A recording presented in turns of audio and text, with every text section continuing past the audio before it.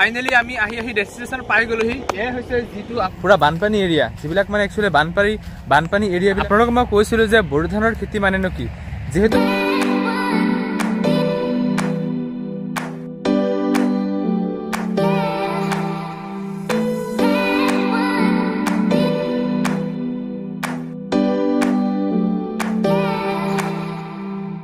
Hello' guys, welcome back to my YouTube channel H vlogs and travels. কি খবৰ আপোনালোকৰ? আপোনালোক সকলো ভালে আছে আৰু যাৰ বেয়া চলিছে ভগৱানৰ প্ৰাৰ্থনা কৰিছোঁ যাতে সোনকালে সকলোৰে ভাল হওক।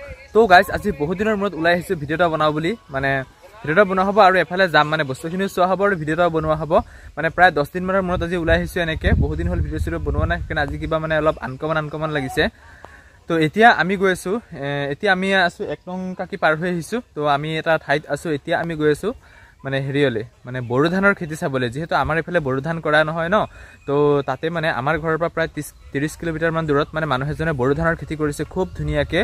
তো মই মানে সেইফালে মাজে মাজে গৈয়ে থাকোঁ আৰু দাদাজনৰ লগত মোৰ চিনাকি, আৰু তেওঁ ক'লে যে ভিডিঅ' এটা বনাই দিবলৈ। আৰু আজি যিহেতু তেওঁ তালৈ নাহে, তেওঁ মানে ঘৰটো অলপ দূৰত হয় আৰু তেওঁ ঘৰতো নাই, ক'ৰবালৈ গৈছে। মোক মানে মাজে মাজে তেওঁ মাতি থাকে, তো মোৰো মানে সময় নিমিলে, এইকেইদিন কামে কাজে ঘূৰি ফুৰা হৈছে। তো আজি অকণ ফ্ৰী পাইছোঁ বোলো, আজি দাদাজনক ফোন কৰিলোঁ বোলো আজি যাম, আপুনিও আহিব, ভিডিঅ' এটা বনাম। দাদাজনে ক'লে যে আজি মই ঘৰত নাই, তুমি আহি ভিডিঅ'টো বনাই দিয়া আৰু বস্তুখিনি দেখাই দিবা ভালকৈ তেনেকৈ। তো ময়ো যাওঁ, গৈ ভিডিঅ'টো বনাই দিওঁ। তো নেক্সট এদিন বাৰু দাদাক লগ পালে দেখুৱাম। আৰু এতিয়া গৈ আছোঁ তালৈকে। তো আহিলোঁ, আমি প্ৰায় 10 কিলোমিটাৰমান অহা হৈ গ'ল আৰু 20 কিলোমিটাৰমান আছে। তো আমি গ'লে পাই যাম। এতিয়া গৈ আমি উঠিমগৈ কপাহবাৰী হৈ 4 হৈ এইফালে গুচি যাম। এইফালে আছোঁ মই, আৰু এইফালে মোৰ লগত আছে ৰাজীৱ, তাকো লৈ আহিছোঁ। মানে অকলে আহিলে কিবা এটা বেয়া লাগে ন, কাৰণ তাকো লৈ আহিছোঁ। তো ঠিক আছে, আপোনালোকে চাই থাকক ভিডিঅ'টো। আৰু বড়ো ধাননো কি, তো তালৈ গৈ আপোনালোকক গোটেইখিনি দেখুৱাম আৰু বুজাম। যিসকলে জানেতো জানেই, আৰু যিসকলে নাজানে ভিডিঅ'ৰ পৰা ধুনীয়াকৈ গম পাই থাকিব। তো ব'লক আমি আজিৰ ভিডিঅ'টো আৰম্ভ কৰোঁ।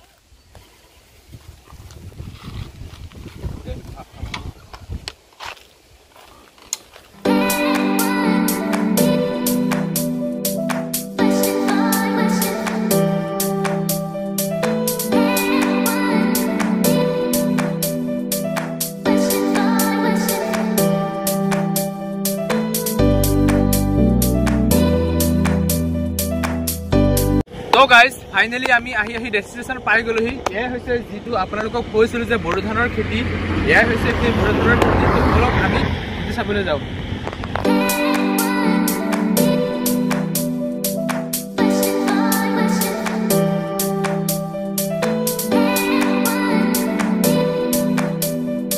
ফাইনেলি আহি সেই বড়ো ধানৰ খেতিখিনি পাই গ'লোহি। তো এয়া হৈছে চাওক, পুৰা একদম মানে ধান পুৰা থোক ওলাই গৈছে আৰু কেইদিনমান পিছত কাটিব। কেইদিনমান মানে কি, মানে আপোনালোকক মই কৈছিলোঁ যে বড়ো ধানৰ খেতি মানেনো কি, যিহেতু মানে আমি কি বাৰিষা কালত যিটো খেতি কৰোঁ সেইটো কিবা এটা বাৰিষা কালত কৰোঁ।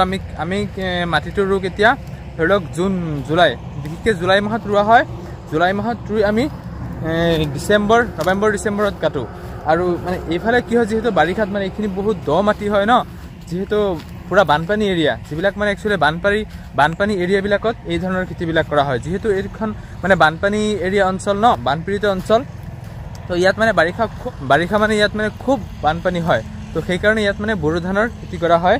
তো বড়ো ধানৰ খেতিটো ৰোৱা হয় হেৰি মাহত, ফেব্ৰুৱাৰী মাহ মানত ৰোৱা হয়, মানে কঠীয়াটো ৰোৱা হয়। আৰু মে' লাষ্টত বা জুনত কাটি দিয়া হয়। মানে বিশেষকৈ জুনতে কটা হয়, কাটি আকৌ বাৰিষা ৰুৱে। মানে যদি বানপানী হয় উটুৱাই লৈ যায়, আৰু নহ'লেতো মানে থাকি যায়। তো সিহঁতে মানে বছৰত মানে দুবাৰ খেতি কৰে, আৰু সিহঁতৰ মেইন খেতিটো হৈছে বড়ো ধানৰ খেতিটো। হৈছে মানে মেইন। তো এই দেখা পাইছে পুৰা পিছফালে, মই কেমেৰাটো বেক কৰি চাৰিওফালে দেখাই দিছোঁ আপোনালোকে চাই লওক। হে চাওক, গোটেই পথাৰখন মানে একদম, এইখন বহুত ডাঙৰ পথাৰ হয়। গোটেই পথাৰখন একদম পুৰা খেতি। চাওক ইফালে দেখা পাইছে। চাওক, বৰ্তমান আমাৰ যিখন পথাৰ সেইখন পুৰা একদম মানে মৰিখালিৰ নিচিনা হৈ আছে। মানে একো নাই পথাৰত, খালি নৰাৰ বাহিৰে বেলেগ একো নাই। আৰু ইয়াত চাওক মানে সেউজীয়া।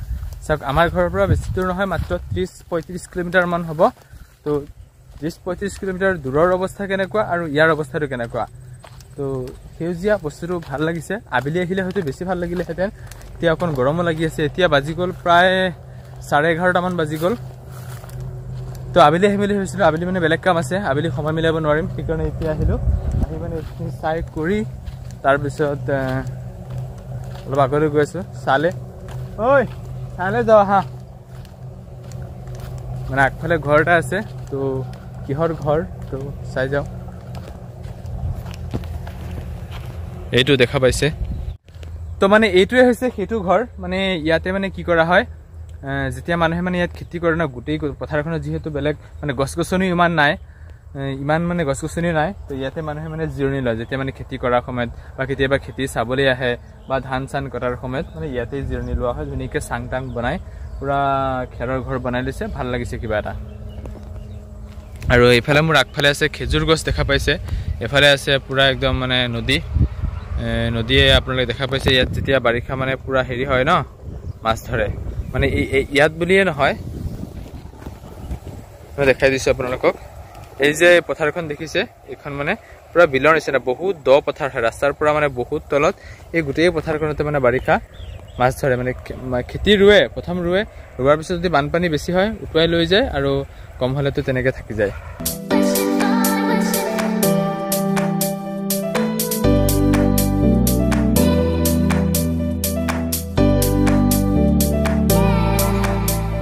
আপোনালোকে দেখা পাইছে এয়া চাওক ধানবিলাকৰ থোকবিলাক পুৰা ধুনীয়াকৈ ওলাই আহিছে মানে বহুত মজা লাগিছে দেখি চাৰিওফালৰ পৰিৱেশ পুৰা একদম সেউজীয়া হৈ আছে মানে বহুত ধুনীয়া আৰু এই আগফালে দেখাইছে এই আগফালে আছে চব্জি খেতি মানে আপোনালোকে নিশ্চয় দেখা পাইছে আগফালে পুৰা একদম ধুনীয়া চব্জি খেতি আছে এইফালে আছে ধান খেতি মানে কি সুন্দৰ এটা পৰিৱেশ সেউজীয়া হৈ আছে মানে বহুত মজা বুলি কৈছে নহয় আপোনালোক আহিলেহে গম পাব যদি আপোনালোক আহিব বিচাৰে আহিব কেতিয়াবা বহুত বেছিয়ে ভাল লাগিব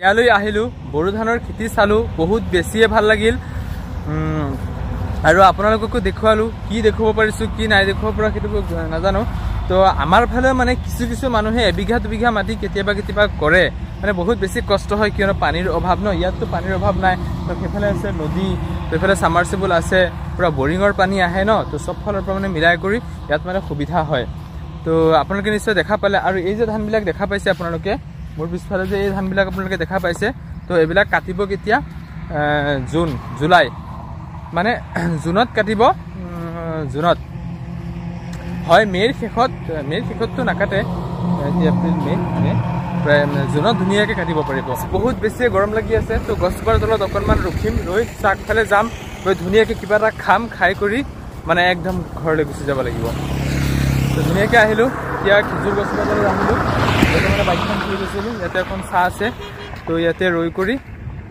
কিবা এটা খাই তাৰপিছত গুচি যাব লাগিব এইফালে দেখা পাইছে এইখনে আছিলে মেইন পথাৰখন